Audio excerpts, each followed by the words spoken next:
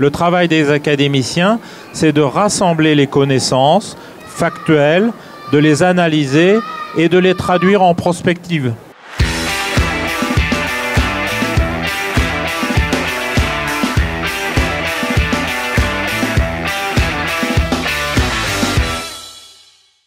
On a besoin finalement de transmettre l'information, le savoir passe aussi par le livre, même si aujourd'hui la télévision a un peu supplanté certains réflexes. Il faut revenir quand même aux fondamentaux. C'est important parce que l'Académie d'agriculture de France se positionne avec ses écrivains. On le verra avec André, avec un fond, je dirais, documentaire hyper important. Alors, l'Académie, vous dites, c'est que du livre. Non, on a une chaîne YouTube, hein, donc vous pouvez nous retrouver nos séances publiques hebdomadaires, gratuites, chaque semaine sur la chaîne YouTube de l'Académie. L'Académie se veut à la fois réunir des personnes d'horizons différents, étrangers, français, mais aussi des gens d'expériences différentes, pour non seulement recueillir aujourd'hui l'état du savoir, y compris avec des jeunes docteurs, mais aussi de faire transmettre, de faire savoir. Hein, c'est pas le savoir pour soi, comme j'ai dit tout à l'heure, mais le savoir pour le faire savoir, pour le donner au public, hein, et le faire de l'État, et que par rapport au... On sait ce que vous appelez les fausses nouvelles, fake news, hein, et que l'Académie soit justement ce lieu où on peut retrouver dans notre encyclopédie des fiches, où les fiches sont tout publiques sur 4 pages, ou des fiches repères sur 1 page, sur un point donné, et bien de dire, voilà, quel est l'état de la situation, qu'est-ce qu'on peut dire aujourd'hui, et non pas de s'alimenter par des fausses nouvelles sur les réseaux. Voilà, je crois qu'on est sur les réseaux, mais pour transmettre ce savoir d'aujourd'hui, ce savoir réel. Mais je voulais rajouter juste une dimension, on communique avec nos 5 sens, donc l'odorat, le goût, la vision, c'est la lecture, l'audition, c'est le bruit qui nous entoure. Et donc, je pense que la table ronde sur les livres n'est qu'une des dimensions de la manière dont on peut en rentrer en dialogue avec tout le monde extérieur, quoi. Et l'Académie, je repensais à notre jeune agricultrice, éleveuse, la télévision, là, joue un rôle extraordinaire. Quand je vois tous mes petits-enfants devant Top Chef ou devant le cuisinier, ils communiquent là aussi, ils apprennent, ils reçoivent un certain savoir, son savoir culinaire, je dis, et c'est voilà. Et le livre est une des dimensions de cette grande agora de la sensibilité, de la communication. Voilà, donc l'Académie joue sur ces différents canaux aussi, et c'est vrai qu'aujourd'hui sur les livres, mais et en particulier ce livre sur les raisins de Redouté, où on voit bien qu'il y a une alliance entre la beauté de l'image et l'intelligence du texte sur les savoirs d'aujourd'hui. On a un peu plus de 35 000 ouvrages au total. Le plus ancien, il date de 1512. Signé par qui, André? Alors, il n'est pas signé. Il n'est pas signé. Et j'ai presque honte de le dire, mais il traite des plantes utilisables en sorcellerie. Ah, mais voilà, ça serait un best-seller aujourd'hui. Ça pourrait être un best-seller. Non, ce que je veux dire, c'est que c'est important d'avoir toute cette histoire, toute cette culture, et qu'elle soit conservée, qu'elle soit identifiée, qu'elle soit accessible à tous ceux, sous réserve de prendre rendez-vous, mais qu'elle est accessible à tous ceux qui veulent la consulter. Et c'est absolument fondamental, moi je pense, pour l'agriculture, de savoir, on dit que c'est un proverbe africain, il faut savoir d'où on vient pour savoir où on va. Donc connaître l'histoire de l'agriculture, c'est important, mais il faut savoir aussi la traduire dans le futur. Et tous les ouvrages qui sont mis en œuvre actuellement sont des ouvrages qui essayent de répondre aux questions sociétales concernant les problèmes d'agriculture, les problèmes d'environnement, les problèmes d'alimentation. Et donc c'est l'objectif de ces ouvrages qui sont rédigés par les académiciens, c'est de faire le point de ce que l'on connaît, de ce que l'on ne connaît pas, de savoir l'état de la science, comme disait Constant tout à l'heure, l'état de la science, et par rapport à cet état de la science, de laisser aux gens une part de responsabilité, c'est-à-dire de prendre aussi leurs décisions. C'est aussi donner des outils aux décideurs politiques pour pouvoir choisir telle ou telle orientation. On a parlé, il y a eu un livre sur l'agroécologie qui a été rédigé, il y a eu un livre sur l'agriculture en période de Covid, comment s'est comporté le système agricole français en période de Covid. Et donc voilà, ça c'est des questions que se posent les gens tous les jours. Là, on aura peut-être des questions sur les approvisionnements en matières premières, par exemple. Hein, donc voilà la situation actuelle. Et donc le travail des académiciens, et c'est en ça que moi je suis tout à fait fier d'appartenir à cette compagnie. Le travail des académiciens, c'est de rassembler les connaissances factuelles, de les analyser et de les traduire en prospective. Et donc c'est tout ce travail qu'on essaye de faire dans ces collections de livres que l'on met à jour au fur et à mesure. Donc le dernier qui va sortir, c'est sur les enjeux, biotechnologiques. Ouais. Et notamment le passage des OGM à l'édition du génome, c'est-à-dire cette évolution fantastique de la génétique. Comment est-ce qu'elle doit être prise? Quels sont les impacts pour l'agriculture?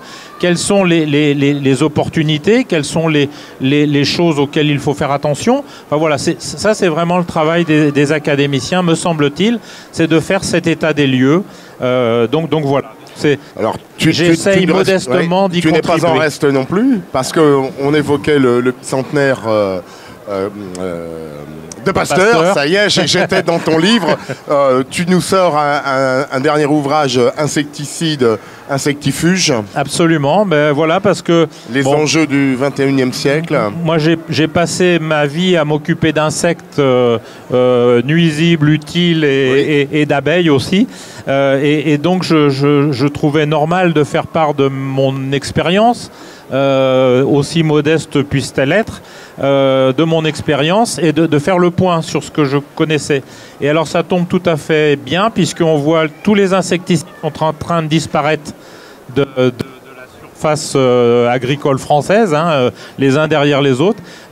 Et donc il va falloir trouver des nouvelles solutions parce que les problèmes d'insectes chez les agriculteurs, je vois qu'Aurélie est partie, mais les problèmes d'insectes vont continuer, hein, les insectes ne vont pas s'arrêter avec nos décisions, et donc il va falloir trouver des solutions pour les agriculteurs dans le futur. Et c'est un vrai enjeu du 21e siècle. Quels sont les outils qui seront disponibles pour les agriculteurs pour permettre de lutter contre les insectes dans ce siècle? André, un livre accessible même à des curieux? Alors c'est accessible, je vais dire, quand même à des gens qui ont des bases de biologie.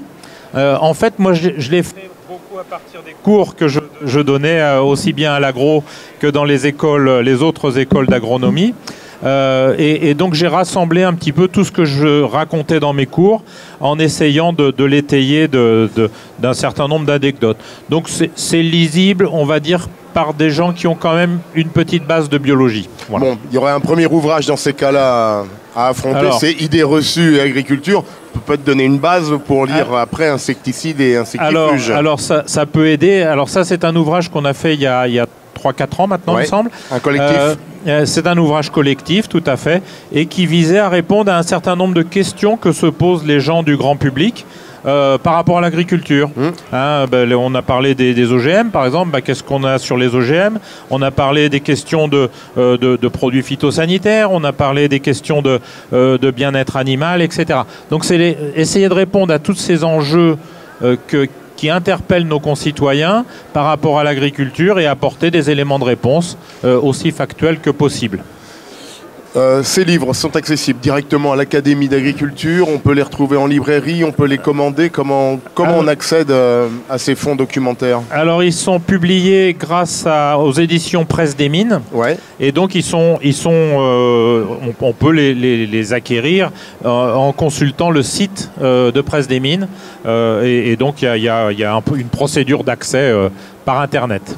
Sur la suggestion d'un journaliste viticole, qui souhaitait faire une photo d'une image de Redouté dont il avait entendu parler dans un livre. Il voulait faire une photo du Picpoul de l'Hérault. Et donc, il me téléphone et il me dit est-ce que vous auriez cette planche de Redouté? Donc, en recherchant, j'ai fini par retrouver cette collection de planches. Donc, une collection de 83 planches. Que des originaux. Hein. Des vélins originaux, ouais, des vélins. De Pierre-Joseph Redouté, qui s'est fait aider par quelques-uns de ses collègues, mais bon, le gros du travail est de Pierre-Joseph Redouté, donc le Raphaël des Fleurs, comme on l'appelait.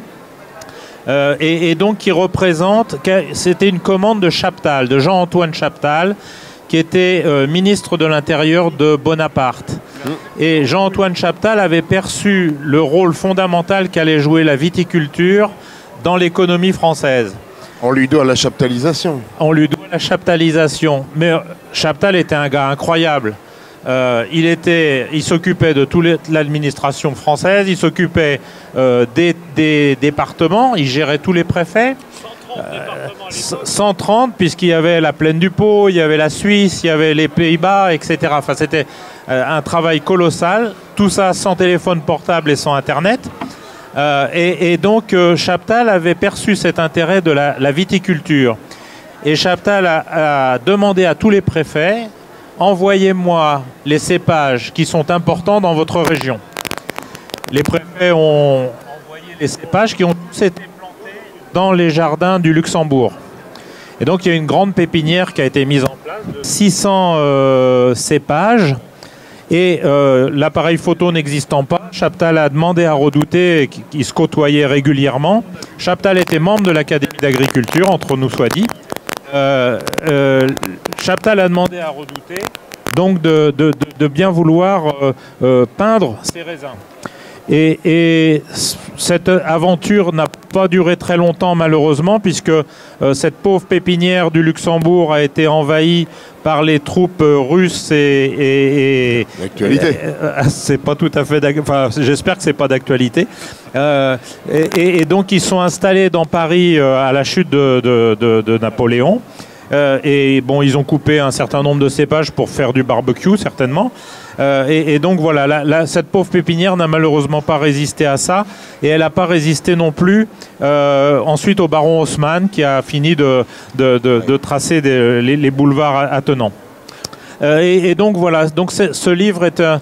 Tout n'est pas perdu. On a gardé cette collection qui est une œuvre patrimoniale incroyable et donc qui représente l'idée de Chaptal, c'était de dire quels sont les bons cépages, comment est-ce qu'on reconnaît les cépages. Et à l'époque, l'ampélographie, qui est devenue maintenant une science, l'ampélographie n'existait pas. Et donc, il avait demandé aux gens du Muséum d'histoire naturelle, et notamment à Monsieur Bosc, qui était aussi un membre de l'Académie, trouvez-nous les critères qui permettent de reconnaître les cépages entre eux. Et donc, c'est tout à fait le début de l'ampélographie. Alors, le pauvre Bosc n'a pas réussi sa tâche parce que c'était trop compliqué pour lui. Et donc, il a fallu attendre la fin du 19e siècle pour avoir vraiment une classification qui est reconnue mondialement maintenant des cépages. Il faut savoir que dans ces cépages ici qui sont représentés, il y en a 40, dont Jean-Michel Boursicot, qui nous a accompagnés pour ce livre et qui est un des plus grands ampélographes du monde, nous a dit ces 40 cépages, je ne sais pas ce que c'est. Donc soit ils ont disparu, en tout cas ils ne sont plus dans les collections, et donc ça pose question sur la pérennité de ces variétés qui, à l'heure du changement climatique, on a besoin de toutes ces ressources génétiques pour savoir quelles seront les variétés qui pourront être utilisables demain. Et donc on s'est fait accompagner aussi dans ce travail par Nathalie Ola et toute son équipe de l'INRA de Bordeaux, qui travaille sur ces questions d'adaptation des cépages au changement de l'environnement et au changement climatique en particulier. Bon, un livre bibliothèque, merci André, un livre collection, 83 reproductions d'aquarelles.